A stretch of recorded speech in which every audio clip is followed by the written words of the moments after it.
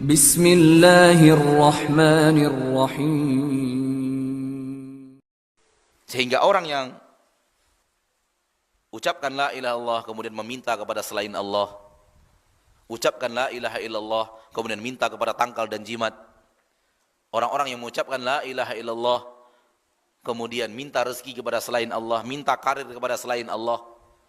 Orang-orang yang mengucapkan la ilaha illallah minta turun hujan kepada selain Allah atau minta tahan hujan kepada selain Allah. Atau onta minta sehatkan dirinya dari penyakit kepada selain Allah. Dan hal seperti ini bukan pekerjaan yang asing di tengah manusia. Yang mengucapkan la ilaha illallah di zaman kita sekarang ini. Kenapa? Mereka tidak tahu apa itu la ilaha illallah. Mereka mengira la ilaha itu hanya ucapan lisan dan selesai. Dikatakan kepada Imam Hasan Al-Basri, seorang ulama ternama, murid para sahabat, seorang ulama ternama di zaman tabi'in, apakah la ilaha illallah adalah kunci surga? Kata beliau, ya, la ilaha illallah, tauhid adalah kunci surga. Kata beliau kemudian, walakin, akan tetapi, ma min miftahin illa walahu asnan. Tidak ada satupun kunci, melainkan kunci itu punya gigi-gigi. Wa man jaa bimiftahin lahu asnan futihalah. Wa man jaa bimiftahin laisa lahu asnan lam yuftahlah. Tidak ada kunci melainkan ada gigi-giginya. Gigi-gigi ini adalah amalan. Mengamalkan la ilaha dalam kehidupan sehari-hari, itulah gigi-giginya. Supaya tidak terjerumus ke dalam kesyirikan, amalkan la ilaha illallah. Itulah gigi-gigi la ilaha illallah, pengamalan dalam kehidupan sehari-hari sampai wafat.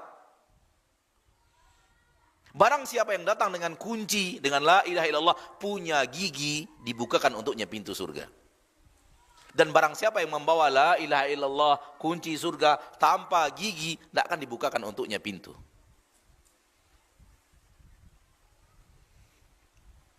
Kalau hanya sekedar ucapan la ilaha illallah, kemudian tidak diamalkan, itu adalah kunci tanpa gigi. Kunci, namun lurus aja gitu. Enggak ada kunci lurus aja di permukaan bumi ini.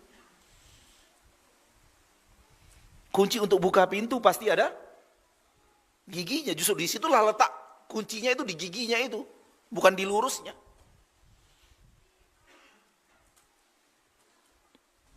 Ma'asyarul muslimin, ma'asyarul muslimat, rahimani wa rahimakumullah.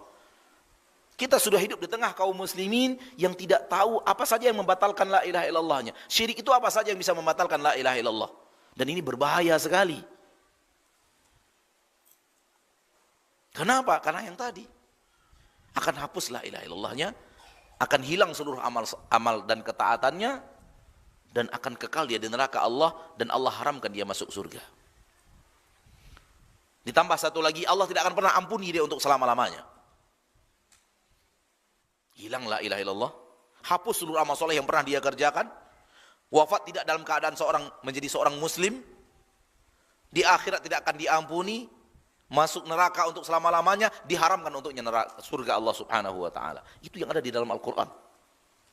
Ana tidak ngarang sedikit pun dari poin-poin yang tadi. Di dalam Al-Quran surat Al-Ma'idah ayat 72, Allah tabaraka wa ta'ala mengatakan, innahu man yusyrik billah. Sesungguhnya siapa yang berbuat syirik kepada Allah. Orang yang berbuat syirik kepada Allah artinya tak ada lagi la ilaha illallahnya. Hancur sudah la ilaha illallahnya. Hancur sudah tauhidnya. Dengan perbuatan syirik yang dia lakukan. Karena syirik adalah lawan tauhid. Kalau dia berbuat syirik, berarti tidak ada tauhid. Kalau dia punya tauhid, berarti tidak syirik. Sebagaimana bangun adalah lawan tidur. Apakah bisa dikatakan orang ini ya bangun ya tidur gitu, bisa enggak? Dia bangun Ustaz, tidur, ya dia tidur juga, bangun juga, bisa enggak? Enggak bisa. Kalau dia berarti bangun, berarti dia enggak tidur. Kalau dia tidur, berarti dia tidak terbangun. Dua hal yang tidak mungkin disatukan. Itu Itulah dia tauhid dan syirik. Perumpamaan tauhid dan syirik. Bagaikan siang dan malam, bagaikan hidup dan mati. Tak mungkin orang hidup dikatakan orang mati, dan tak mungkin orang mati dikatakan orang hidup. Tak mungkin siang dikatakan malam, dan tak mungkin malam dikatakan siang. Itu dia tauhid dan syirik. Berarti kalau dia syirik, tidak ada lagi tauhid. Kalau dia ada tauhid, berarti tidak ada lagi syirik. Innahu man yusyrik billah. Sesungguhnya barang siapa yang berbuat syirik kepada Allah, fahamlah kita, orangnya tidak lagi bertauhid. Tauhidnya habis. Kenapa? Karena dia sudah berbuat syirik. Tak ada lagi tauhidnya. Berarti tidak ada lagi la ilaha illallahnya. Apa yang akan terjadi padanya? Innahu man yusyrik billah faqad harramallahu alaihil jannah. Sungguh Allah haramkan untuknya surga.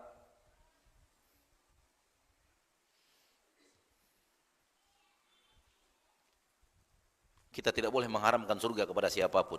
Namun Allah berhak mengharamkan surga untuk siapapun yang ia ingin haramkan surga untuk orang itu. Karena yang punya surga adalah dia. Pencipta surga adalah dia. Pemilik surga adalah dia. Allah subhanahu wa ta'ala. Kita nggak boleh. Kita nggak boleh mengharam-haramkan surga kepada siapapun. Namun kita boleh mengucapkan apa yang Allah katakan di dalam Al-Quran. Tanpa kita tunjuk hidung. Kamu haram masuk surga. Kamu haram masuk surga. Kamu haram masuk surga. Selain kelompok kita haram masuk surga. Itu tunjuk hidung namanya. Nggak boleh. Biarkan Allah yang tahu. Biarkan Allah yang memutuskan siapa yang akan Allah haramkan. Namun Allah tunjukkan kepada kita kriteria orang yang Allah haramkan itu untuk masuk surga. Yaitu berbuat syirik. Dan kita katakan kepada kaum muslimin, wahai kaum muslimin, Allah Rabb kita berfirman di dalam Al-Quran, yang berbuat syirik, Allah haramkan untuknya surga. Kalian mengharamkan surga aja, bukan saya yang mengharamkan. Yang mengharamkan pemilik surga itu sendiri. Pencipta surga itu sendiri, yaitu Allah. Sebagaimana Anda pemilik rumah, boleh nggak Anda larang orang yang mau masuk rumah Anda larang, si Anu nggak boleh masuk rumah saya, boleh nggak? Secara syariat boleh. Fulan. Anda katakan kepada istri, jangan masuk. Kalau minta izin masuk rumah, jangan izinkan masuk rumah. Saya tidak rela rumah saya dimasuki oleh fulan. Itu kita di dunia. Dengan kepemilikan semu, bukan kepemilikan hakiki. Milik semuanya milik Allah. Namun diamanahkan kepada kita secara semu. Untuk sementara waktu. Sebelum dipindahkan kepada orang lain. Dan menjadi amanah untuk hidup orang lain. Itu pun diizinkan kita untuk tidak mengizinkan seseorang yang kita inginkan untuk masuk rumah kita. Apalagi Allah, pemilik hakiki. Dan Allah sudah katakan, yang berbuat syirik, yang tidak bertauhid, maka Allah haramkan untuknya surga. Kalau orang tidak masuk surga, otomatis neraka. Wa ma'wahun nar, dan tempat kembalinya adalah neraka.